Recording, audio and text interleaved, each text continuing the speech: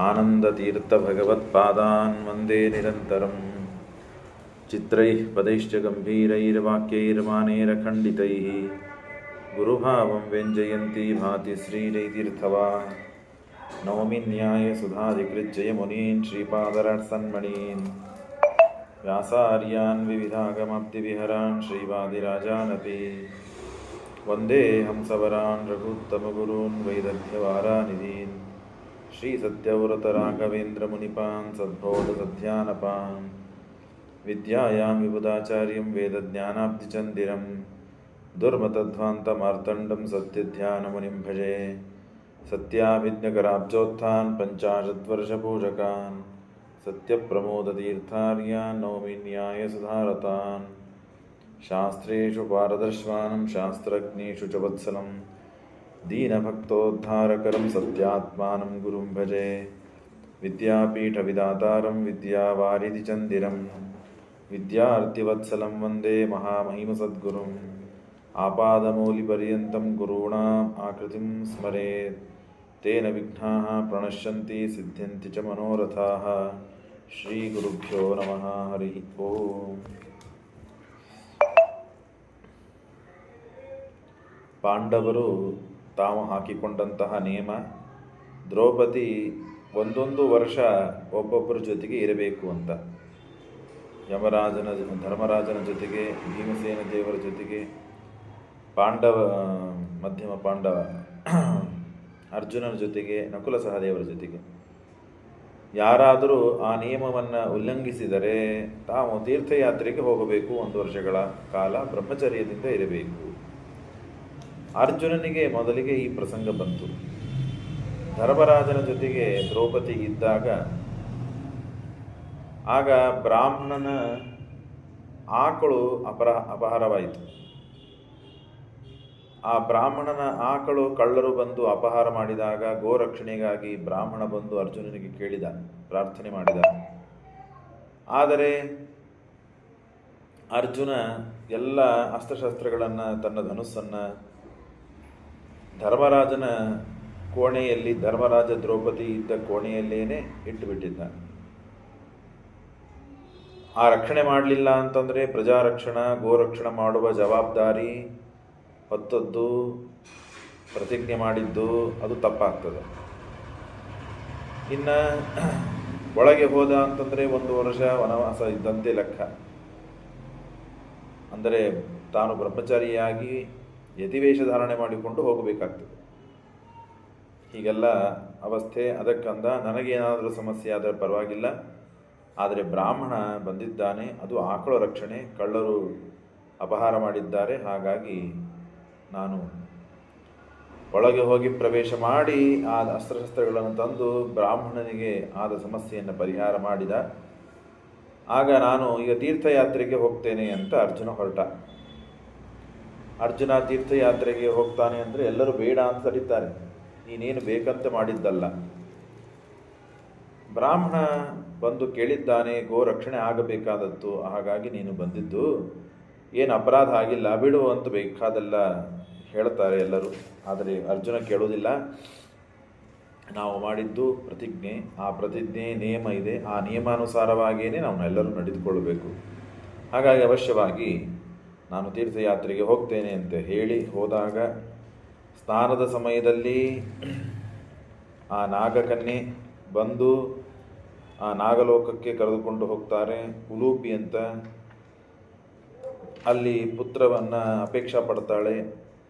ಕುಜಾಂಶನಾದ ಇರಾವಂತ ವರ್ಣಾವೇಶನಾಗಿ ಅಲ್ಲಿ ಅವತಾರ ಮಾಡ್ತಾನೆ. ಅರ್ಜುನನ ಪ್ರಥಮ ಪುತ್ರ ಅವನು. ಅಲ್ಲಿವರೆಗೆ ಅರ್ಜುನನಿಗೆ ಮಕ್ಕಳಾಗಿರೋದಿಲ್ಲ. ಹಾಗಾಗಿ ಪ್ರಥಮ ಪುತ್ರನಾದದ್ದರಿಂದ ಬಲಿ ಆದ ಭಾರಿ ಮಾಯಾಸ್ತ್ರಗಳನ್ನು ಕಲಿತವನು, ಅತ್ಯಂತ ಧಾರ್ಮಿಕನಾದವನು. ಇನ್ನು ದಕ್ಷಿಣ ದೇಶಕ್ಕೆ ಹೋಗ್ತಾನೆ. ಹೋದಾಗ ಪಾಂಡ್ಯ ದೇಶದ ರಾಜ ವೀರಸೇನ. ಹಾಗಾಗಿ ಆ ವೀರಸೇನ ಅಲ್ಲಿ ಬಬ್ರುವಾಹನ, ಅಲ್ಲಿ ಚಿತ್ರಾಂಗದ ಅಂತ ಒಬ್ಬಳು ಹುಡುಗಿ, ಅವಳು ಹಿಂದೆ ಸೂರ್ಯನ ಸಂಗ ಮಾಡಿದ್ದಕ್ಕೆ ಅರ್ಜುನನ ಹೆಂಡತಿನೇ ಪೂರ್ವದಲ್ಲಿ. ಆದರೂ ಅಲ್ಲಿ ಸ್ವಲ್ಪ ಅಪಚಾರ ಆದಿದ್ದಕ್ಕಾಗಿ ಅಂತರಿಕ್ಷದಲ್ಲೇ ಇರ್ತಾಳೆ ಆ ಚಿತ್ರಾಂಗದ. ಹಾಗಾಗಿ ಅಲ್ಲಿ ಅರ್ಜುನ ಮತ್ತು ಚಿತ್ರಾಂಗದಲ್ಲಿ ಹುಟ್ಟಿದವನು ಜಯಂತನೇ. ಅರ್ಜುನ ಅಂದರೆ ಇಂದ್ರನ ಮಗನೇ ಜಯಂತ ಕಾಮದೇವರ ಆವಿಷ್ಟನಾಗಿ ಬಭ್ರುವಾಹನ ಅಲ್ಲಿ ಹುಟ್ಟಿ ಬರುತ್ತಾನೆ. ಮತ್ತು ಅಲ್ಲಿ ಸರೋವರದಲ್ಲಿ ಒಂದು ಸರೋವರ 5 ಮೊಸಳೆಗಳು ಬಂದು ಅರ್ಜುನನಿಗೆ ಆಕ್ರಮಣ ಮಾಡ್ತದೆ. ಆ ಅರ್ಜುನ ಅನಾಯಾಸವಾಗಿ ಅವರ 5 ಮೊಸಳೆಗಳನ್ನು ಹೊರಗೆ ಎತ್ತಿ ಒಗೆದು ಬಿಡುತ್ತಾನೆ. ಬ್ರಾಹ್ಮಣನ ಶಾಪ ಇರುತ್ತದೆ, ಅಪಹಾಸ ಮಾಡಿದ್ದಕ್ಕಾಗಿ ನೀವು ಕುಯೋನಿಯಲ್ಲಿ ಹುಟ್ಟಿ ಬೀಳಿ ಅಂತ. ಆಗ ಸ್ವಾಮಿ, ಹೀಗಾದರೆ ನಮ್ಮ ಅವಸ್ಥೆ ಏನು? ಹಾಗಾಗಿ ಏನಿಲ್ಲ, ಅದಕ್ಕೆ ವಿಶಾಪವನ್ನು ಕೊಡ್ತೇನೆ. ಯಾವ ವ್ಯಕ್ತಿ ಬಂದು ನಿಮ್ಮ 5 ಜನರನ್ನು ಹೊರಗೆ ಎತ್ತಿ ಹಾಕ್ತಾನಲ್ಲ,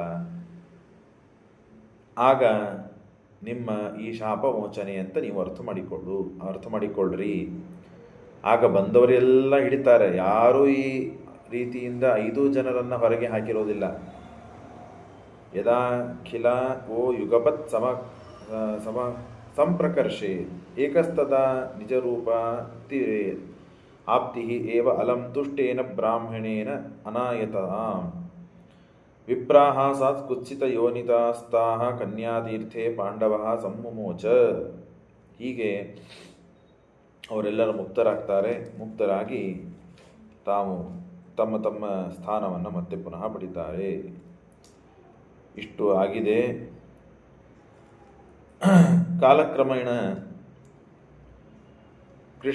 ಅರ್ಜುನ ತೀರ್ಥಯಾತ್ರೆಗೆ ಬಂದವನು ಯತಿವೇಷ ಧಾರಣೆ ಮಾಡಿಕೊಂಡು ತಾನು ಸುಭದ್ರ ಹರಣಕ್ಕಾಗಿ ಕೃಷ್ಣನ ತಂಗಿ ಆ ಸುಭದ್ರವನ್ನು ಹರಣ ಮಾಡಿಕೊಂಡು ಮದುವೆ ಮಾಡಿಕೊಳ್ಳಬೇಕು ಅಂತ ಕೃಷ್ಣನ ಅಪೇಕ್ಷೆ, ಕೃಷ್ಣನ ಸಂಕಲ್ಪ. ಉಳಿದೆಲ್ಲರಿಗೂ ದ್ರೌಪದಿ ಕೊಡಬೇಕು, ದುರ್ಯೋಧನನಿಗೆ ಕೊಡಬೇಕು ಸುಭದ್ರೆಯನ್ನ ಅಂತ ಬಲರಾಮದೇವರು ಪ್ರತಿಜ್ಞೆ ಮಾಡಿ ಬಂದಿರುತ್ತಾರೆ. ಹಾಗಾಗಿ ಆಗ ಯತಿವೇಷ ಧಾರಣೆ ಮಾಡಿಕೊಂಡು ಬರೋದನ್ನು ನೋಡಿ ತಾನು ಸರ್ವಜ್ಞನಾದ ಕೃಷ್ಣ ಎಲ್ಲೋ ಇದ್ದಾನೆ, ಅರ್ಜುನ ಎಲ್ಲೋ ಇದ್ದಾನೆ, ಅದನ್ನು ನೋಡಿ ಪರಮಾತ್ಮ ನಗುತ್ತಾನೆ. ನಕ್ಕಿದ್ದಕ್ಕೆ ಸತ್ಯಭಾಮೆ ಯಾಕೆ ಅಂತ ಕೇಳುತ್ತಾಳೆ. ಇಲ್ಲ, ಹೀಗೆ ಅರ್ಜುನ ಯತಿವೇಷ ಧಾರಣೆ ಮಾಡಿದ್ದಾನೆ, ನನ್ನ ಗೆಳೆಯ, ನನ್ನ ಮಿತ್ರ ಅವನು. ಹಾಗಾಗಿ ನೋಡಿ, ಆ ವೇಷವನ್ನು ನೋಡಿ ನನಗೆ ಮತ್ತೆ ಮನಸ್ಸಿಗೆ ಬಹಳ ಸಂತೋಷವಾಯಿತು, ನಗುನೂ ಬರ್ತಾ ಇದೆ ಅಂತ ನಕ್ಕೆ ನಾನು. ಸರ್ವಜ್ಞಾಸ ಲೀಲೆಯ ಹಾಸಮೇ ಹೇತುಂ ಅಪೃಚ್ಛತ್ತಂ ಸೋಪಿ ತಸ್ಸೇ ಬಭಾಷೆ. ತಾನು ನಕ್ಕಿದ್ದ ಕಾರಣವನ್ನು ಸುಭದ್ರೇನೂ ಸರ್ವಜ್ಞಳೆ, ಕೃಷ್ಣನೂ ಸರ್ವಜ್ಞನೇ. ಹಾಗಾಗಿ ಯಾಕೆ ನಕ್ಕ ಅಂತನ್ನೋದು ಸುಭದ್ರೆಗೆ ಗೊತ್ತು.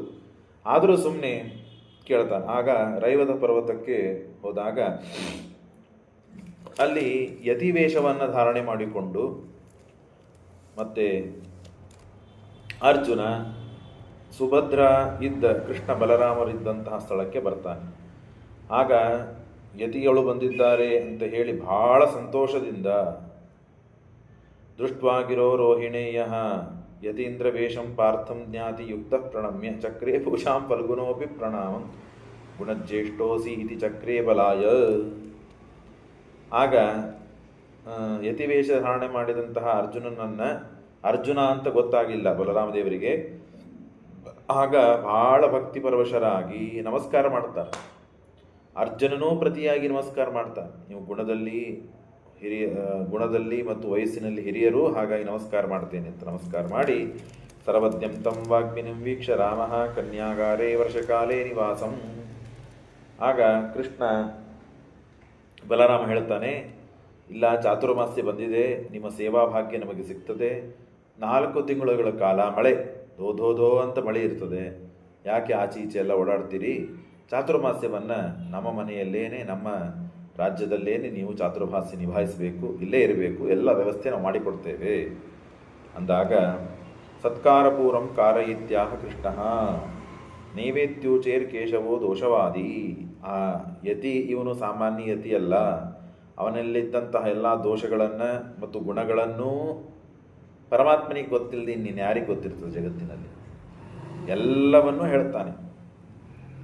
ಹಾಗಾಗಿ ಅವನು ಯುವ ಇದ್ದಾನೆ, ಯದ್ಯಪಿ ಯತಿ ಆದರೂ ಯುವಕನಾಗಿದ್ದಾನೆ, ಬಲಿಷ್ಠನಾಗಿದ್ದಾನೆ, ನೋಡಲಿಕ್ಕೆ ಬಹಳ ಚಂದ ಇದ್ದಾನೆ, ಪಟಪಟಪಟ ಅಂತ ಮಾತನಾಡುತ್ತಾನೆ.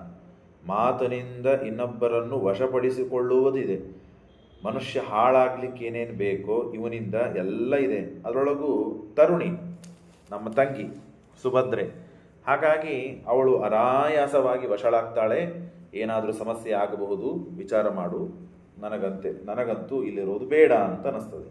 ಇರೋದಾದರೆ ಬೇರೆ ಒಂದು ಮನೆ ಕೊಡೋಣ, ಅಲ್ಲಿ ಇರಲಿ, ಯಾರಾದ್ರೂ ಊಟಕ್ಕೆ ಪೂಜೆಗೆ ಅವರಿಗೆ ಬೇಕಾದ ವ್ಯವಸ್ಥೆಗಳನ್ನೆಲ್ಲ ಮಾಡೋಣ ಅಂತ ಕೃಷ್ಣ ಹೇಳಿದರೆ ಕೃಷ್ಣನಿಗೆ ಬೈದ್ಬಿಡುತ್ತಾನೆ ಬಲರಾಮ. ಇತ್ಯುಕ್ತವಂತಂ ರಾಮ ಆಪ್ತವಿದ್ಯೆ ನಾಸ್ಮತ್ ಶಂಕ ಇತ್ತೇವ ಲೋಕಾಧಿನಾಥ್. ಎಲ್ಲರ ಮೇಲೆ ಹಾಗೆ ಶಂಕ ಮಾಡಬಾರದು. ಸನ್ಯಾಸಿಗಳು ಯುವಕರಾಗಬಾರ್ದೇನು? ಹಾಗಾದರೆ ಸನ್ಯಾಸಿಗಳು ಯುವಕರಾಗಬಾರ್ದು, ನೋಡ್ಲಿಕ್ಕೆ ಚಂದ ಇರಬಾರ್ದೇನು, ಮಾತನಾಡೋದು ಶಕ್ತಿ ಇರಬಾರ್ದೇನು? ಎಲ್ಲ ಶಕ್ತಿ ಇವನಿಗಿದೆ ಅಂತ ಹೇಳಿ ದುಷ್ಟ ವಿಚಾರ ಯಾಕೆ ಮಾಡಬೇಕು ನಾವು? ಕೃಷ್ಣ ಏನಿಲ್ಲ, ನಾನು ಜವಾಬ್ದಾರಿ ತಗೊಳ್ತೇನೆ, ಸುಮ್ಮನಿದ್ಬಿಡು ನೀನು, ನಾನು ಮಾಡ್ತೇನೆ. ನೋಡಪ್ಪ, ನನಗಂತೂ ಹಿಡಿಸ್ತಾ ಇಲ್ಲ. ನಾಸ್ಮನ್ಮತೆ ರೋಚತೆ ತ್ವನ್ಮತಂತು. ನೀನೇನು ಅಪೇಕ್ಷಾ ಪಡ್ತಾ ಇದ್ದಿ ಅದನ್ನಂತೂ ನಾನು ಅದಕ್ಕೆ ಅನ್ನಂಗಿಲ್ಲ, ನಾನು ಅದಕ್ಕೆ ಒಪ್ಪಿಗೆ ಕೊಡೋದಿಲ್ಲ. ಮತ್ತು ನೀನು ಹಿರಿಯ, ನೀನು ದೊಡ್ಡವನು, ಹಾಗಾಗಿ ನೀನು ಹ್ಞೂ ಅಂದರೆ ಮತ್ತು ನಾನು ಏನು ಮಾಡ್ಲಿಕ್ಕೆ ಬರೋದಿಲ್ಲ, ನಾನು ಹ್ಞೂ ಅಂತೇನಷ್ಟೇ. ಸರ್ವೇಶಾಂನ ಪೂಜ್ಯಮೇವಾಸ್ತು ತೇನ ಅಂದಾಗ ಸರಿಯಾಗಲಿ ಅಂತ ಇತ್ಯುಕ್ತಸ್ತಂ ಕೇಶವ ಸೋದರಾಯೈ. ಆಗ ಆ ಸುಭದ್ರೆಯನ್ನೇ ಬಲರಾಮದೇವರು ಕರೀತಾರೆ. ನೋಡಮ್ಮ, ಯತಿಗಳು ಬಂದಿದ್ದಾರೆ. ಯತಿಗಳು ಬಂದು ನಮ್ಮ ಸೋದರತ್ತೆ ಕುಂತಿ, ಅವಳು ಕೂಡ ದುರ್ವಾಸರನ್ನು ಚೆನ್ನಾಗಿ, ದುರ್ವಾಸರಂದ್ರೆ ಏನವರು? ಮುನಿಗಳು. ಅವರನ್ನು ಒಲಿಸಲಿಕ್ಕೆ ಯಾರಿಗೂ ಸಾಧ್ಯ ಆಗುವುದಿಲ್ಲ, ಅಂಥ ವಿಕೋಪ ಅವರದು. ಕೆಲವರನ್ನು ಏನಾದರೂ ಸಂತೋಷಪಡಿಸ್ಲಿಕ್ಕೆ ಆಗೋದಿಲ್ಲ. ಎಂಥದ್ದೇ ಊಟಕ್ಕೆ ಹಾಕಿರಿ, ಎಷ್ಟೇ ದಕ್ಷಿಣೆ ಕೊಡ್ರಿ, ಎಷ್ಟೇ ಬಟ್ಟೆ ಕೊಡ್ರಿ, ಏನಾದರೂ ಅವ್ರ ವ್ಯವಸ್ಥೆ ಮಾಡಿರಿ, ಅವರಿಗೆ ಮುಖದ ಮೇಲೆ ಒಂದು ನಗು ಬರುವುದಿಲ್ಲ, ಏನಾದರೂ ಸಂತೋಷ ಆಗೋದಿಲ್ಲ. ಅವರು ಸಂತೋಷ ಆಗಬೇಕು, ಚಲೋ ಆಯಿತು ಅಂತ ಹೇಳೋದಿಲ್ಲ. ಅಂಥದ್ರೊಳಗೆ ಅಗ್ರಸ್ಥಾನ ಪಡೆದವರು ದುರ್ವಾಸರು. ಯಾಕಂದರೆ ಅವರು ದುರ್ವಾಸರರು ಮನಸ್ತತ್ವಕ್ಕೆ ಅಭಿಮಾನಿ ದೇವತೆಗಳು. ಯಾವ ಮನಸ್ಸಿಟ್ಟುಕೊಂಡು ಯಾವ ಅಭಿಪ್ರಾಯದಿಂದ ನನ್ನನ್ನು ಆರಾಧನೆ ಮಾಡ್ತಾ ಇದ್ದಾನೆ, ಪೂಜೆ ಮಾಡ್ತಾ ಇದ್ದಾನೆ, ಸತ್ಕಾರ ಮಾಡ್ತಾ ಇದ್ದಾನೆ, ಸ್ತೋತ್ರ ಮಾಡ್ತಾ ಇದ್ದಾನೆ ಅಂತ ಪೂರ್ಣ ಗೊತ್ತವ್ರಿಗೆ. ಹಾಗಾಗಿ ಅಂಥ ದುರ್ವಾಸರು ಯಾರಿಗೆ ಒಲಿಬೇಕು ಯಾರಿಗೆ ಒಲಿಬಾರದು ಅಂತ ಅವ್ರಿಗೆ ಗೊತ್ತಿದೆ. ಅಂಥ ದುರ್ವಾಸರನ್ನೇ ಕುಂತಿದೇವಿ ಒಲಿಸಿಕೊಂಡು ಬಹಳ ಉತ್ತಮ ಮಂತ್ರಗಳನ್ನೆಲ್ಲ ಪಡೆದಳು. ಹಾಗೆ ನೀನು ಕೂಡ ಸುಭದ್ರ, ಬಲರಾಮದೇವರು ಹೇಳ್ತಾ ಇದ್ದಾರೆ, ಸುಭದ್ರ ನೀನು ಈ ಯತಿಗಳು ಬಂದಿದ್ದಾರೆ, 4 ತಿಂಗಳು ಅವಕಾಶ ಇದೆ, ಇವರು ಸೇವಾ ಮಾಡುವುದು ಭಾಗ್ಯ ಇದೆ. ಹಾಗಾಗಿ ಅವರನ್ನು ಸೇವಾ ಮಾಡಿ ಅವರಿಂದ ಪೂರ್ಣ ವಿಶೇಷವಾದ ಅನುಗ್ರಹವನ್ನು ಪಡಿಬೇಕು. ಇದೇ ನಿನ್ನ ಟಾರ್ಗೆಟ್, ಇದೇ ನಿನ್ನ ಗುರಿ, ಇದನ್ನು ಬಿಟ್ಟು ಬೇರೆ ವಿಚಾರ ಮಾಡಬೇಡ ನೀನು ಅಂತ ಹೇಳಿ ತಾನು ನಿತ್ಯ ಪ್ರಮತ್ತ ಸಾ ಸಂತೋಷ ಏತಿ ಪ್ರೋಕ್ತ ತಥಾ ಸಾ ಕರೋತ್ಸೋಪಿ ತತ್ರ ಚಕ್ರೆ ಮಾಸಾನ್ ವಾರ್ಷಿಕಾನ್ ಸತ್ಕತಾಭಿಃ ವಾಸಂ ವಾಕ್ಯಂ ಶ್ರದ್ಧಾನೋ ಹರೇಸ್ತತ್. ಆಗ ಬಲರಾಮ ವ್ಯವಸ್ಥೆ ಮಾಡಿರ್ತಾನೆ, ಸುಭದ್ರನು ಹಾಗೆ ಎಲ್ಲ ಸೇವೆಗಳನ್ನು ಮಾಡ್ತಿರ್ತಾಳೆ. ಅಲ್ಲಿ ಕಥಾಗಳನ್ನು, ಪುರಾಣಗಳನ್ನು, ಶಾಸ್ತ್ರಗಳನ್ನು, ತತ್ವಗಳನ್ನು ಹೇಳ್ತಾ ಅರ್ಜುನ ಅಲ್ಲಿ ವಾಸ ಮಾಡಿ ಇರ್ತಾನೆ. ಆಗ ಅಸ್ತ್ರೇ ಶಸ್ತ್ರೇ ತತ್ವವಿದ್ಯಾಸು ಚೈವ ಶಿಷ್ಯಸ್ಯೇನ ವಾಸುದೇವೇಂದ್ರ ಸೂನ್ವೋಹೋ, ಹೀಗೆಲ್ಲ ನಡೀತಿರ್ತದೆ. ಆಗ ಆ ರುಕ್ಮಿಣಿನೂ ಕೂಡ ಕೇಳ್ತಾಳೆ ಏನಂತ, ಎಲ್ಲರೂ ಕೂಡ ದುರ್ಯೋಧನನಿಗೆ ಕೊಡಬೇಕು ಅಂತ ಅಪೇಕ್ಷಾ ಪಡ್ತಾರೆ. ಯಾಕೆ? ಅದರ ವಿರುದ್ಧವಾಗಿ ಹೇಳಿದರೆ ಬಲರಾಮದೇವರು ಸಿಟ್ಟಾಗ್ತಾರೆ. ಯಾಕೆ? ದುರ್ಯೋಧನ ಅಂದರೆ ಯಾರು? ಬಲರಾಮದೇವರ ಶಿಷ್ಯ, ಗದಾ ವಿದ್ಯಾಭ್ಯಾಸ ಮಾಡಿದ್ದಾನೆ. ಹಾಗಾಗಿ ಸುಭದ್ರೆಯನ್ನು ಬಲರಾಮನ ಅಪೇಕ್ಷೆ ಏನಿದೆ, ದುರ್ಯೋಧನಕ್ಕೆ ಕೊಡಬೇಕು ಅಂತ ಹೇಳಿ. ಹಾಗಾಗಿ ಎಲ್ಲರೂ ಕೂಡ ಸಾಂಬ, ಪ್ರದ್ಯುಮ್ನ ಎಲ್ಲರೂ ಕೃಷ್ಣನ ಮಗ ಅಣ್ಣ ಎಲ್ಲರೂ ಕೃಷ್ಣನ ವಿರುದ್ಧವಾದ ಮನಸ್ಸು ಮಾಡಿದ್ದಾರೆ. ಕಲಿಯವನು ದುಷ್ಟ ಕಲಿ, ಅವನ ಅವತಾರ, ಅವನೇ ಹುಟ್ಟಿ ಬಂದಿದ್ದು, ಅವನಿಗೆ ಕೊಟ್ಟು ಮದುವೆ ಮಾಡಬೇಕು ಅಂತ ಎಲ್ಲರ ಅಪೇಕ್ಷೆ ಪಟ್ಟಿದ್ದಾರೆ. ಯಾಕೆ? ದುರ್ಯೋಧನೇ ಜ್ಞಾನವಿಚ್ಛಂತಿ ಸರ್ವೇ ರಾಮಪ್ರಿಯಾರ್ಥಂ.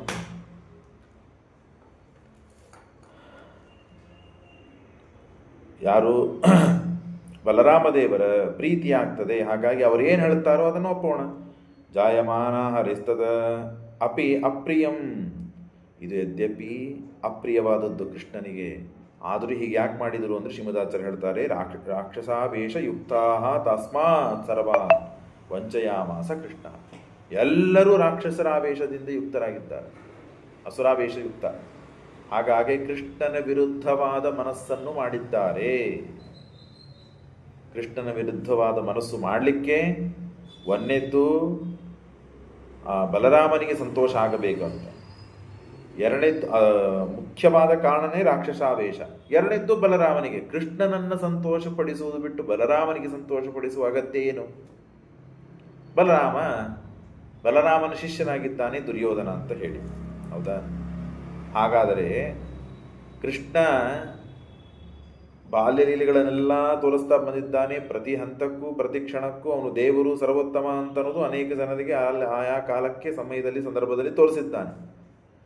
ಅದನ್ನು ಬಿಟ್ಟು ಬಲರಾಮನಿಗೆ ಸಂತೋಷ ಆಗಬೇಕು ಅಂತ ಸುಭದ್ರೆಯನ್ನು ದುರ್ಯೋಧನಿಗೆ ಕೊಡಬೇಕು ಅಂತ ಅಪೇಕ್ಷಾ ಪಟ್ಟಿದ್ದು ಇವರಲ್ಲಿ ಎಲ್ಲರಲ್ಲೂ ಅಸುರಾವೇಶವಾಗಿದೆ ಅಂತ ಶ್ರೀಮದಾಚಾರ್ಯ ತಿಳಿಸಿಕೊಡ್ತಾರೆ. ಅಸುರಾವೇಶಯುಕ್ತಾ ತಸ್ಮಾತ್ ಸರ್ವಾನ್ ವಂಚಯಾಮಾಸ ಕೃಷ್ಣ. ಹಾಗಾಗಿ ಎಲ್ಲರಿಗೆ ವಂಚನೆ ಮಾಡ್ತಾನೆ ಕೃಷ್ಣ.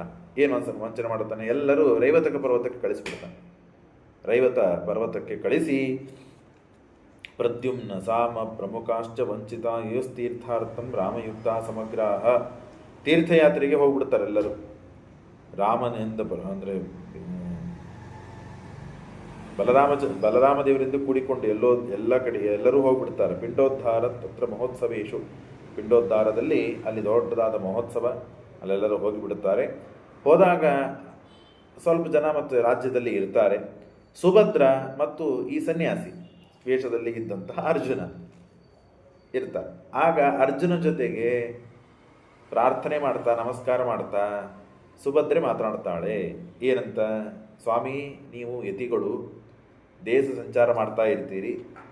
ದೇಶ ಸಂಚಾರ ಮಾಡ್ತಾ ಇದ್ದಾಗ ನಿಮಗೆ ಕುಂತಿ ಮತ್ತು ಕೃಷ್ಣ ಅಂದರೆ ದ್ರೌಪದಿ ದೇವಿ ಕಂಡಿದ್ದಾರಾ? ಕಂಡಿದ್ದಾರೆ, ಗೊತ್ತು ನಮಗೆ. ಹಾಗೆ ಪಾಂಡವರು ಗೊತ್ತಿದ್ದಾರಾ? ಅವರನ್ನು ನೋಡಿದ್ದೀರಾ? ಹೌದು, ಅವರನ್ನು ನೋಡಿದ್ದೆ. ಅದರಲ್ಲಿ ಮಧ್ಯಮ ಪಾಂಡವ ಇದ್ದಾನೆ ಅರ್ಜುನ, ಅವನು ಗೊತ್ತಾ ನಿಮ್ಗೆ ಎಲ್ಲಿದ್ದಾನೆ, ಏನು ಮಾಡ್ತಾನೆ? ಅವನು ಗೊತ್ತು. ನೇರವಾಗಿ ಮಧ್ಯಮ ಪಾಂಡವನನ್ನೇ ಕೇಳಲಿಲ್ಲ, ಕೇಳೋದು ಗೊತ್ತಿತ್ತು. ಮೊದಲಿಗೆ ಹೆಣ್ಮಕ್ಕಳನ್ನು ಗುರುತಿಸ್ಕೊಳ್ಬೇಕು, ಅವರನ್ನು ಮಾತಾಡಿಸ್ಬೇಕು, ಅವರ ಯೋಗಕ್ಷೇಮವನ್ನು ಕೇಳಬೇಕು ಅಂತ ಮೊದಲಿಗೆ ಕುಂತಿ ಕೃಷ್ಣ ವಾ ಇತ್ಯಾಹ ಪೃಷ್ಟ ಸಪಾರ್ಥ ಓಮಿತ್ಯಾಹ ಚಾನಾಯಂ ಸಹ, ಅವರನ್ನು ಗೊತ್ತು, ಕುಂತಿ ಗೊತ್ತು ಮತ್ತು ದ್ರೌಪದಿ ಗೊತ್ತು, ಅವರನ್ನು ನಾನು ತಿಳಿದಿದ್ದೇನೆ, ನೋಡಿದ್ದೇನೆ, ಕಂಡಿದ್ದೇನೆ. ಹಾಗೆ ಸ್ವಲ್ಪ ಮುಂದೆ ಬರ್ತಾಳೆ. ಅಲ್ಲಿ ಪಾಂಡವರೆಲ್ಲ ಇದ್ದಾರೆ. ಪಾಂಡವರೆಲ್ಲ ನೀವು ಯಾತ್ರೆ ಮಾಡ್ತಾ ಇದ್ದಾಗ ಕಂಡಿದ್ರ? ಅವ್ರ ಭೇಟಿ ಆಗಿದೆಯಾ? ಹೌದಮ್ಮ, ಗೊತ್ತು, ಅವ್ರದ್ದು ಆಗಿದೆ ಭೇಟಿ. ಅದರ ಮಧ್ಯಮ ಪಾಂಡವ ಅರ್ಜುನ, ಅವನು ಗೊತ್ತು. ಅವರೀಗ ಎಲ್ಲಿದ್ದಾರೆ? ಅವರೆಲ್ಲರೂ ಎಲ್ಲಿದ್ದಾರೆ ಈಗ ಅಂತ ಕೇಳಿದಾಗ ತತ್ರೈವ ಸ್ಮಯಮಾನಂ ಸಪಾರ್ಥ ಪುನಃ ಪುನಃ ಪರ್ಯಪೃಚ್ಛತ್ ಶುಭಾಂಗಿ ಸೋಪ್ಯ ಮೋಹನ್ ಮತ್ತೆ ಸೋಹಮಸ್ಮಿ ಹಿರಿ ಸ್ಮಯಂತಾಂ ಫುಲ್ಲಾಕ್ಷಿ ಸತಾಂ ದದರ್ಶಾತಿ ದೃಷ್ಟ. ಆಗ ಸುಭದ್ರೆ ಕೇಳ್ತಾಳೆ, ಹಾಗಾದರೆ ಆ ಪಾಂಡವರು ಎಲ್ಲಿದ್ದಾರೆ ಈಗ? ಅದರೊಳಗೆ ಮಧ್ಯಮ ಪಾಂಡವನಾದ ಅರ್ಜುನ ಎಲ್ಲಿದ್ದಾನೆ? ಇಲ್ಲೇ ಇದ್ದಾನೆ ಅಂತ ಅರ್ಜುನ ಯತಿವೇಷವನ್ನು ಧಾರಣ ಮಾಡಿಕೊಂಡ ಅರ್ಜುನನಿಗೆ ಎಲ್ಲ ಪ್ರಶ್ನೆಗಳನ್ನು ಕೇಳಿದ್ಲು ಅವಳು. ಕೇಳಿದಾಗ ಅರ್ಜುನ ಎಲ್ಲದಕ್ಕೂ ಉತ್ತರ ಕೊಟ್ಟ. ಕುಂತಿ ದ್ರೌಪದಿ ಗೊತ್ತು, ಪಾಂಡವರು ಗೊತ್ತು, ಅವರನ್ನು ನೋಡಿದ್ದೇನೆ, ಭೇಟಿಯಾಗಿದ್ದೇನೆ ಸಂಚಾರ ಕಾಲದಲ್ಲಿ. ಮಧ್ಯಮ ಪಾಂಡವ ಅರ್ಜುನನೂ ಗೊತ್ತು. ಹಾಗಾದರೆ ಅವರೆಲ್ಲ ಎಲ್ಲಿದ್ದಾರೆ? ಅರ್ಜುನ ಎಲ್ಲಿದ್ದಾನೆ ಅಂದರೆ ಅರ್ಜುನ ಇಲ್ಲೇ ಇದ್ದಾನೆ. ಇಲ್ಲೆಲ್ಲಿದ್ದಾನೆ ಅಂತ ಎಲ್ಲ ಕಡೆ ತಿರುಗಿ ನೋಡ್ತಾಳೆ. ನೋಡಿದಾಗ ಎಲ್ಲೂ ಇಲ್ಲ, ನಾನೇ ಅರ್ಜುನ ಅಂತ ಹೇಳಿಬಿಟ್ಟ. ಯತಿವೇಷ ಧಾರಣ ಮಾಡಿಕೊಂಡಂಥವನು. ಅವಳು ಗಾಬರಿ ಆಗ್ತಾಳೆ, ವೇಷವನ್ನು ತೆಗಿತಾನೆ. ಅವಾಗ ತನ್ನ ನಿಜವಾದ ರೂಪವನ್ನು ತೋರಿಸ್ತಾನೆ. ಭಾಳ ಬೆಳ್ಳಗನೇ ರೂಪ ಅರ್ಜುನದು, ಭಾರಿ ಚಂದ ಇದ್ದಾನೆ. ನಾಚಿಕೆ ಆಗಿದೆ, ಸಂತೋಷವೂ ಆಗಿದೆ.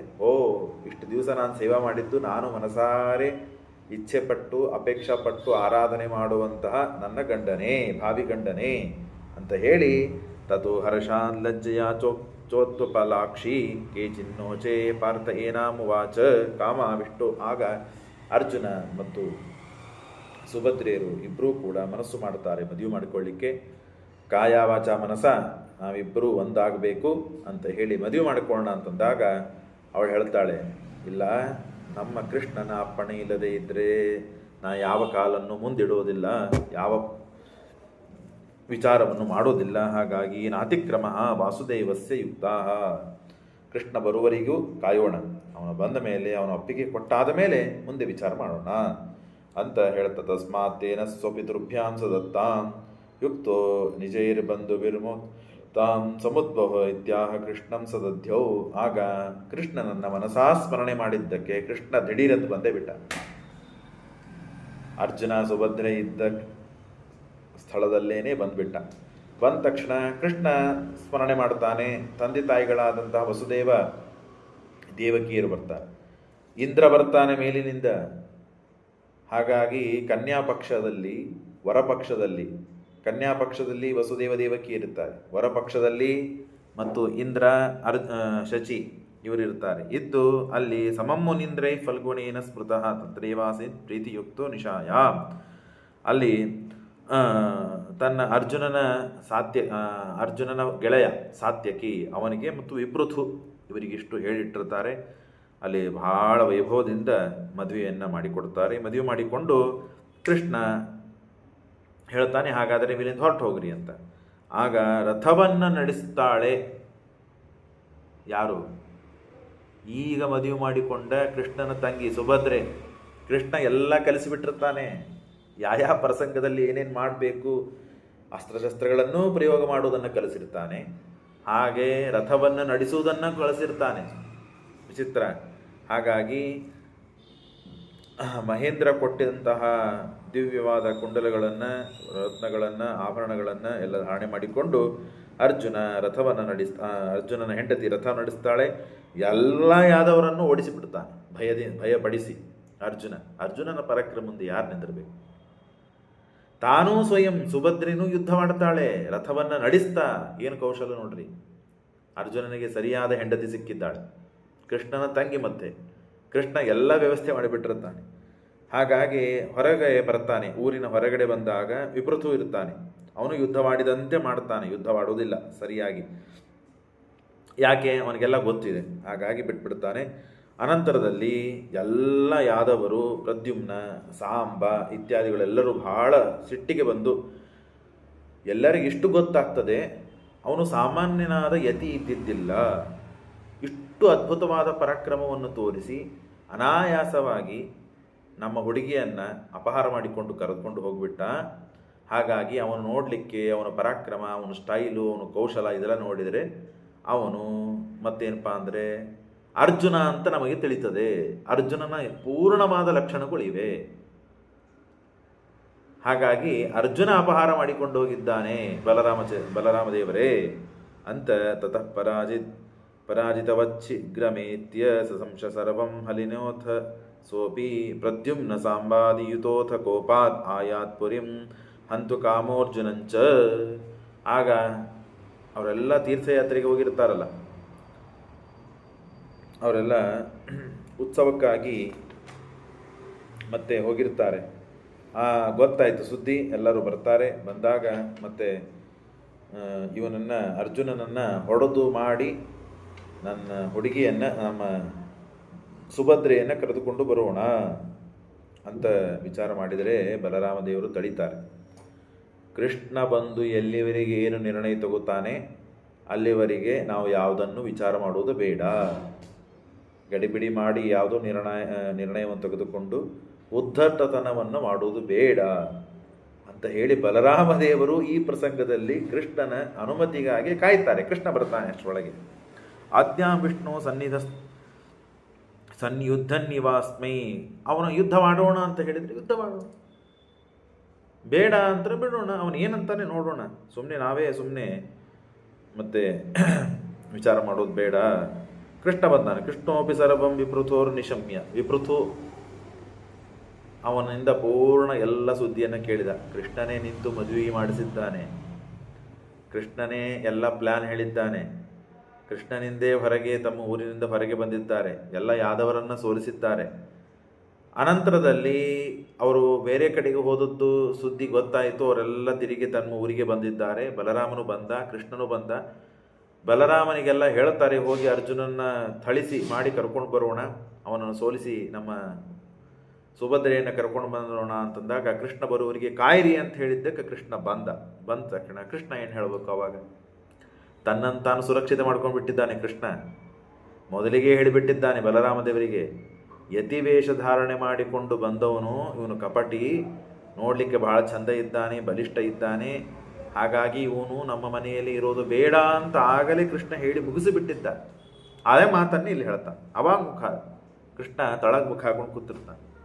ಎಲ್ಲ ತಿಳಿದಿರ್ತದೆ, ಗೊತ್ತಿರ್ತದೆ. ಏನು ಮಾಡ್ಬೇಕು ಕೃಷ್ಣ ಹೇಳು ಅಂತಂದರೆ, ಹಾಗೆ ಹೇಳ್ತಾನೆ, ನಾನೆಲ್ಲ ಗೊತ್ತಿತ್ತು ನನಗೆ ಹೀಗಾಗ್ತದೆ ಮುಂದೆ ಅಂತ ಹೇಳಿ, ಮುಂದೆ ಇದೆಲ್ಲ ಭವಿಷ್ಯನ ಗೊತ್ತಿತ್ತು ಆಗ್ತದೆ ಅಂತ. ಅವ ಯುವಕ ಯತಿ ಅವನ ಸೇವೆಗಾಗಿ ಸುಭದ್ರೆಯನ್ನು ಇಟ್ಟರೆ ಮತ್ತಿನ್ನೇನಾಗಬೇಕು? ನಾನು ಆವಾಗೇ ಹೇಳಿದ್ದೆ ಬೇಡ, ಏನಾದರೂ ಸಮಸ್ಯೆ ಆಗ್ತದೆ ಅಂತ. ನೀನು ನನ್ನ ಮಾತು ಕೇಳೇ ಇಲ್ಲ ಅಣ್ಣ. ಈಗ ಬಂದು ಹೀಗಂದರೆ ಏನು ಮಾಡಬೇಕು? ಇಲ್ಲ, ಎಲ್ಲರಂತ ಇದ್ದಾರೆ, ಅವನ ಪರಾಕ್ರಮ, ಅವನು ಯುದ್ಧ ಮಾಡೋದು ಸ್ಟೈಲು, ಅವನ ಮೈ ಲಕ್ಷಣಗಳು ಇವನ್ನೆಲ್ಲ ನೋಡಿದರೆ ಅರ್ಜುನ ಅಂತ ಅನ್ನಿಸ್ತಾನೆ. ಅರ್ಜುನನೇ ನಮ್ಮ ತಂಗಿಯನ್ನು ಅಪಹಾರ ಮಾಡಿಕೊಂಡು ಹೋಗಿದ್ದಾನೆ. ಹಾಗಾಗಿ ಮತ್ತೇನು ಮಾಡಬೇಕಂತೀಯ? ಜ್ಞಾತವ್ಯಮೇತಸ್ಯ ಮತಂ ಪುರಸ್ತಾತ್ ಹರೇ ವಿರೋಧೇನ ಜಯೋ ಭವೇದ್ವಹ ಇತ್ಯುಕ್ತ ವಾಕ್ಯೆ ಹಲಿನಿಸ್ಮ ಸರ್ವೇ ಪ್ರಪಂಚರಾಜಮ್ಯ ಜನಾರ್ದನಂತಂ. ಇಷ್ಟಂದಾಗ ಆಗ ಕೃಷ್ಣ ಹೇಳ್ತಾನೆ, ತಾಮೇ ವಾಚಂ ನಾಗ್ರಹೀದ್ ಅಗ್ರಜೋಯಂ ಬಹೂನ್ ದೋಷಾನ್. ಅವನು ಯಾವ ಕಾರಣಕ್ಕಾಗಿ ಏನು ಉದ್ದೇಶದಿಂದ ಇಲ್ಲಿ ಬಂದಿದ್ದಾನೆ ಅಂತ ಅನ್ನೋದನ್ನು ಅರ್ಥ ಮಾಡಿಕೊಂಡೆ. ಆವಾಗಲೇ ನಾನು ಬೇಡ ಅಂತ ಹೇಳಿದೆ. ಕನ್ಯಾಗ್ರಹೇ ವಾಸನೆ ಕೂಟಬುದ್ಧೇಹೇ, ಅವನ ಬುದ್ಧಿ ಅವನ ಲಕ್ಷಣಗಳು ಸರಿಗಿದ್ದಿದ್ದಿಲ್ಲ, ಆಗಲೇ ಬೇಡ ಅಂತ ಹೇಳಿದ್ದೆ ನಾನು, ನೀನು ಕೇಳಲಿಲ್ಲ. ಅತೀತಶ್ಚಾಯಂ ಕಾರ್ಯಯೋಗ ಅಸಮಕ್ಷಂ ಹೃತ ಕನ್ಯಾನೋತ್ರಕಾಮಾನ ಹಾನಿ. ಹಾಗಾಗಿ ಈಗ ಅವನನ್ನು ಕರೆದುಕೊಂಡು ಹೋಗಿಬಿಟ್ಟಿದ್ದಾನೆ, ಅಪಹಾರ ಮಾಡಿಕೊಂಡು ಹೋಗಿದ್ದಾನೆ. ಈಗ ನಾವು ಏನಾದರೂ ಯುದ್ಧ ಮಾಡಿಕೊಂಡು, ಕೃಷ್ಣ ಹೇಳ್ತಾನೆ, ನಾವು ಯುದ್ಧ ಮಾಡಿ, ಅವನು ಅರ್ಜುನ ಅಂತ ಹೇಳ್ತೀಯಲ್ಲ, ಇರಲಿ, ಯಾರೋ ಇರಲಿ, ಅವನ ಜೊತೆಗೆ ಯುದ್ಧ ಮಾಡಿ ನಾವು ಕರೆದುಕೊಂಡು ಬಂದರೆ ಯಾರು ಅವಳನ್ನು ಮದುವೆ ಮಾಡ್ಕೊಳ್ಬೇಕು ಹೇಳ್ರಿ ನೋಡೋಣ. ಈಗ ಹೋಗಿದ್ದಾಳೆ, ಅವರನ್ನು ಕರೆದುಕೊಂಡು ಬಂದರೆ ಒಂದು ಸಮಸ್ಯೆ, ಬಿಟ್ಟರೆ ಒಂದು ಸಮಸ್ಯೆ ಅಂತಂತೆ. ಅದರೊಳಗೂ ಅರ್ಜುನ ಅಂತಂತೀರಿ. ಅರ್ಜುನ ಆದರೆ ನಮಗೆ ಒಳ್ಳೇದಾಯ್ತಲ್ಲ. ಅವನು ಯಾರು? ಅರ್ಜುನ ನಮ್ಮ ಸೋದರತ್ತೆ ಮಗ, ಅಷ್ಟೇ ಅಲ್ಲದೇನೆ ದೇವರ ಮೊಮ್ಮಗ ಅವನು. ಪಾಂಡುರಾಜ ದೇವರ ಮಗ, ವೇದವ್ಯಾಸ ದೇವರ ಮಗ ಹೌದಿಲ್ಲ ಪಾಂಡುರಾಜ. ಆ ಪಾಂಡುರಾಜನ ಮಗನೇ ಹೌದಿಲ್ಲ ಅರ್ಜುನ. ನಮ್ಮ ಸೋದರತ್ತಿ ಮಗನೂ ಹೌದು. ಎಲ್ಲ ರೀತಿಯಿಂದಲೂ ನಮಗೆ ಬಳಗನೆ ಅವನು. ಮಹಾಪರಾಕ್ರಮಿ, ನೋಡಿ ಚಂದಿದ್ದಾನೆ, ಎಲ್ಲ ಇದೆ, ಉತ್ತಮ ಇದ್ದಾನೆ. ಅಂದಮೇಲೆ ಅರ್ಜುನನೇ ಈಗ ಹುಡುಗಿ ಅಂತಂದ ಮೇಲೆ ಮನೆಯಲ್ಲಿ ಇಟ್ಕೊಂಡು ಪೂಜೆ ಅಂತೂ ಮಾಡ್ಲಿಕ್ಕೆ ಬರೋದಿಲ್ಲ. ಕೃಷ್ಣ ಹೇಳಿದ ಮಾತುಗಳಿವೆಲ್ಲ. ಅಂದಮೇಲೆ ಇವತ್ತಿನ ನಾಳೆ ನಾವು ಕನ್ಯೆಯನ್ನು ದಾನವನ್ನಾಗಿ ಕೊಡಬೇಕು. ನಮಗೆ ಒಳ್ಳೇದೇ ಆಯ್ತಲ್ಲ. ನಾವು ಕೊಡೋಕ್ಕಿಂತ ಮುಂಚೆ ನಮ್ಮವರೇ ಅರ್ಜುನ ಮತ್ತು ಕರೆದುಕೊಂಡು ಹೋಗಿದ್ದಾನೆ, ಒಳ್ಳೇದೇ ಆಯ್ತು. ನಮಗೇನು ಮಾನಹಾನಿ ಅಲ್ಲ, ನಮಗೆ ಗೌರವನೇ ಅದು. ಕರೆದುಕೊಂಡು ಬಂದರೆ ಮಾನಹಾನಿ ನಮಗೆ ಆಗ್ತದೆ. ಅಷ್ಟೇ ಅಲ್ಲದೇನೆ ಆ ಹುಡುಗಿಯನ್ನು ಯಾರು ಮದುವೆ ಮಾಡ್ಕೋಬೇಕು? ಅಪಹೃತಳಾದ ಕನ್ಯೆಯನ್ನು ತಂದು ಮನೆಯಲ್ಲಿ ಇಟ್ಟುಕೊಂಡಿದ್ದಾರೆ ಅಂತ ಹೇಳಿ ಅಪವಾದ ಬರ್ತದೆ, ಮತ್ತು ಯಾರೂ ಮದುವೆ ಮಾಡ್ಕೊಳ್ಳಿಕ್ಕೆ ಮುಂದೆ ಬರುವುದಿಲ್ಲ. ಇದನ್ನು ವಿಚಾರ ಮಾಡಿ ನೀನು ಅಂತ ಹೇಳಿ, ಭೂಯಸ್ತರ ಮಾನಿತಸ್ತಸ್ಯ ಸಾಜ್ಞಾತಾವೋ ವಿಪೃತೋ ಪಾರ್ಥತಸ್ಯ ದೇಯಾಚ ಕನ್ಯಾ ನಾಸ್ತಿಯ ಪಾರ್ಥೇನ ತುಲ್ಯ. ಅಲ್ಲ, ಅರ್ಜುನನಿಗಿಂತ ಉತ್ತಮ ವರ ಇದ್ದಾನೇನು ನಮ್ಮ ತಂಗಿಗೆ? ವಿಚಾರ ಮಾಡು ಬಲರಾಮ. ಹುಡುಗಿಯನ್ನು ಕೊಟ್ಟು ಯಾರಿಗಾದರೂ ಒಬ್ಬರಿಗೆ ಕೊಟ್ಟು ಮದುವೆ ಮಾಡಬೇಕು, ಹೌದು. ಆದ ಮೇಲೆ ಅರ್ಜುನನಿಗಿಂತ ಉತ್ತಮ ದುರ್ಯೋಧನನಿಗೆ ಕೊಡಬಾರದು ಅಂತ ಹೇಳಿ, ಇವನ ಮನಸ್ಸನ್ನು ಬದಲಾಯಿಸಬೇಕು ಅಂತ ಹೇಳಿ ಎಷ್ಟೆಲ್ಲ ದೇವರ ನಾಟಕ ಮಾಡಿದ್ದಾನೆ ನೋಡ್ರಿ ಕೃಷ್ಣ. ಹಾಗಾಗಿ ಇಷ್ಟೆಲ್ಲ ವಿಚಾರ ಮಾಡು. ಹಾಗಾಗಿ ಉತ್ತಮ ವರ ಇದ್ದಾನೆ, ಕೊಡುವುದು, ಕೊಟ್ಬಿಟ್ಟಿವಿ ಅಷ್ಟೇ. ನಾವು ಕೊಡೋಕ್ಕಿಂತ ಮುಂಚೆ ಅವನೇ ಕರ್ಕೊಂಡು ಹೋಗಿದ್ದಾನೆ. ಪೌತ್ರಶ್ಚ ಕೃಷ್ಣಸ್ಯ ಸುಪೂರ್ಣ ಶಕ್ತೇ, ಪೌತ್ರನಾಗಿದ್ದಾನೆ, ವೇದವ್ಯಾಸ ದೇವರ ಮೊಮ್ಮಗ. ಹಾಗಾಗಿ ಪೇತೃಶ್ವಸೇಯ ವೀರತಮ ಗುಣಾಢ್ಯ, ವೀರನಾಗಿದ್ದಾನೆ, ಭಾರಿ ಗುಣಾಢ್ಯನಾಗಿದ್ದಾನೆ. ಹಾಗಾಗಿ ವಿಚಾರ ಮಾಡು. ಚಕ್ರಾತ್ಮಜೋ ನಾತ್ರ ನಃ ಕಾರ್ಯಹಾನಿ. ಇಷ್ಟೆಲ್ಲ ಇರೋದರಿಂದ ಮತ್ತು ಅರ್ಜುನನಿಗೆ ಕೊಟ್ಟು ಮದುವೆ ಮಾಡಿದರೆ ಏನು ಸಮಸ್ಯೆ ಇದೆಯಪ್ಪ? ಏನೂ ಸಮಸ್ಯೆ ಇಲ್ಲ, ಹಾಗಾಗಿ ಬಿಟ್ಬಿಡು ಅಂತ ಹೇಳಿ ಕೃಷ್ಣ ಹೇಳಿದ್ದಕ್ಕೆ ಮನಸ್ಸು ಮಾಡಿದ. ಶ್ರುತ್ವ ಹಲಿ ಕೃಷ್ಣವಾಕ್ಯಂ ಭಾಷೆ ಮಾಯಾತ ಚಿತ್ತಂ ವಿದಿತಂ ಯಾಸ್ಯ. ಆಗ ಬಲರಾಮದೇವರು ಬಂದು ಹೇಳ್ತಾರೆ, ಆಯಿತು, ಕೃಷ್ಣನಿಗೆ ಇಚ್ಛೆ ಇಲ್ಲ ಅರ್ಜುನನಿಂದ ಬೇರ್ಪಡಿಸಲಿಕ್ಕೆ ಸುಭದ್ರೆಯನ್ನ, ದುರ್ಯೋಧನಿಗೆ ಕೊಡಲಿಕ್ಕೆ ಸುಭದ್ರೆಯನ್ನು ಇಚ್ಛಾಪಟ್ಟಿಲ್ಲ ಕೃಷ್ಣ. ಅವನು ಇಚ್ಛಾಪಟ್ಟಿಲ್ಲ ಅಂತಂದರೆ ನಮಗೆ ಮುಕ್ತಿನೂ ಆಗ್ಲಿಕ್ಕೆ ಸಾಧ್ಯ ಇಲ್ಲ. ಹೇಳ್ತಾರೆ ನೋಡ್ರಿ, ಅಸ್ಯಾನುವೃತ್ತಿರ್ ವಿಜಯಾಯನ ಶುಭಾಯ ಶಾಂತೇರ್ ಪರತಶ್ಚ ಮುಕ್ತಿಯೈ. ಮುಕ್ತಿನೂ ಆಗ್ಲಿಕ್ಕೆ ಸಾಧ್ಯ ಇಲ್ಲ ಅಂತಂದ ಮೇಲೆ ನಾವು ಯಾಕೆ ಒದ್ದಾಡಬೇಕಪ್ಪ ಅಂತ ಹೇಳಿ, ತಥೋ ಅರ್ಜುನ ಯತ್ರ ತಿಷ್ಠೆ ನ ಕಸ್ಯಚಿತ್ ಪರಾಜಯಂ ಯಾತಿ ಕೃಷ್ಣ ನ್ಯೈವ ರಥೇನ ತೇನೈವ ಯೋ ಸಭಾರ್ಷಿ ಶಕ್ರಪ್ರಸ್ಥಂ ಪ್ರಾವಿಶತ್ ಭಾತೃಗುಪ್ತಾಂ. ಆಗ ತಾವು ಊರಿಗೆ ಹೋಗಿ ಅಲ್ಲಿ ವೈಭವದಿಂದ ಕೃಷ್ಣ ಮತ್ತು ಬಲರಾಮ ಎಲ್ಲರೂ ಹೋಗಿ ಆ ಸುಭದ್ರೆಯನ್ನು ವೈಭವದಿಂದ ಮದುವೆಯನ್ನು ಮಾಡಿಸಿಕೊಟ್ಟು ಕೃಷ್ಣನ ಜೊತೆಗೆ ಕೃಷ್ಣ ಅನೇಕ ವರ್ಷಗಳ ಕಾಲ ಅಲ್ಲೇ ಇದ್ದು ಪಾಂಡವರ ಜೊತೆಗೆ ಇರ್ತಾನೆ. ಮತ್ತು ಅಷ್ಟೇ ಅಲ್ಲದೇನೆ ಅನೇಕ ತಿಂಗಳುಗಳ ಕಾಲ ಮತ್ತು ಬಲರಾಮ ದೇವರು ಆ ಪಾಂಡವರ ಮನೆಯಲ್ಲಿ ಇರ್ತಾರೆ. ಸಾರ್ಥಮ್ಯಯೋ ಶಕಟೈ ಪೂರ್ಣ ರತ್ನಪೂರ್ಣೈ ಚಕ್ರಪ್ರಸ್ಥಂ, ಇಂದ್ರಪ್ರಸ್ಥಕ್ಕೆ ಹೋಗ್ತಾರೆ. ಪೂಜಿತಸ್ತತ್ರ ಪಾರ್ಥೈ, ಬಲರಾಮ ಮತ್ತು ಕೃಷ್ಣರಿಗೆ ಪೂಜೆಯನ್ನು ಮಾಡ್ತಾರೆ. ತದೋ ತೇಷಾಂ ತಾನಿ ರಾಮೇಣ ಯುಕ್ತಸ್ತದಾ ಕೃಷ್ಣಾಯೇ ಭೂಷಣಾನಿ ಸ್ವಸುಶ್ಚ ಮಾಸಾನುಷಿತ್ವಾ ಕಥಚಿತ್ ದ್ರೌಹಿಣೀಯ. ಮಾಸ ಅವರಿಗೆ ಬಲರಾಮದೇವರಿಗೆ ಮನಸ್ಸಿಗೆ ನೋವಾಗಿದೆ. ತಮ್ಮ ಮನಸ್ಸಿನ ವಿರುದ್ಧ, ತಮ್ಮ ಇಚ್ಛೆ ವಿರುದ್ಧ ಕೆಲಸ ನಡೆದು ಹೋಯಿತು, ಎಲ್ಲ ಗೊತ್ತಿದೆ. ಆದರೆ ಹಿಂಗೆ ಬಿಗಿಬಿಟ್ಟ ಕೃಷ್ಣ ಹೇಗೆ ಎಲ್ಲ ಕಡೆಯಿಂದ ಬಂಧನ ಮಾಡಿಬಿಟ್ಟಿದ್ದಾನೆ ಅಂದರೆ ಯಾವುದೂ ಬಲರಾಮದೇವರ ಕೈಯಲ್ಲಿಲ್ಲ ಅಂತ ಆಗಿಬಿಟ್ಟಿದೆ ಈಗ. ಹಾಗಾಗಿ ಅನಿವಾರ್ಯ, ಬಂಧುಗಳಾಗಿದ್ದಾರೆ, ತಂಗಿಯನ್ನು ಮತ್ತೆ ಮದುವೆ ಮಾಡಿಕೊಂಡಿದ್ದಾನೆ, ಇರಬೇಕು ಮನೆಯಲ್ಲಿ ಅಂತ ಹೇಳಿ ಸ್ವಲ್ಪ ತಿಂಗಳುಗಳ ಕಾಲ ಅಲ್ಲಿ ಇರ್ತಾರೆ. ಆದರೆ ಕೃಷ್ಣ ಮಾತ್ರ ಯಥೇಚ್ಛವಾಗಿ ಇರ್ತಾನೆ, ಏನೇನೇನೂ ಸಮಸ್ಯೆ ಇಲ್ಲ ಅವನಿಗೆ. ಬಹೂನ್ ವರ್ಷಾನ್, ಬಹಳ ವರ್ಷಗಳ ಕಾಲ ಕೃಷ್ಣ ಮಾಸಾನುಷಿತ್ವ ಕಥಚಿತ್ ದ್ರೌಹಿಣೀಯ ಯಯೋ ಪ್ರೀಂ ಸ್ವಾಂ ಕೇಶವೋ ಅತ್ರ ವಸಜ್ಜತ್.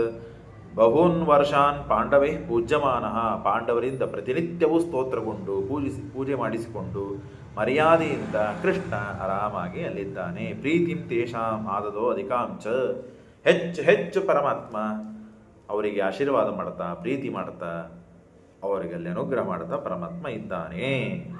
ಹೀಗೆ ಮತ್ತು ಕೃಷ್ಣ ಆ ದ್ರೌಪದಿಯ ಸುಭದ್ರೆಯ ಮದುವೆಯನ್ನು ತನ್ನ ಅತ್ಯಂತ ಪ್ರಿಯ ಸಖ ಆದಂತಹ ಅರ್ಜುನ ಜೊತೆಗೆ ಮದುವೆ ಮಾಡಿಸಿಕೊಟ್ಟಿದ್ದಾನೆ. ಶ್ರೀಕೃಷ್ಣ ಅರ್ಪಣಮಸ್ತು.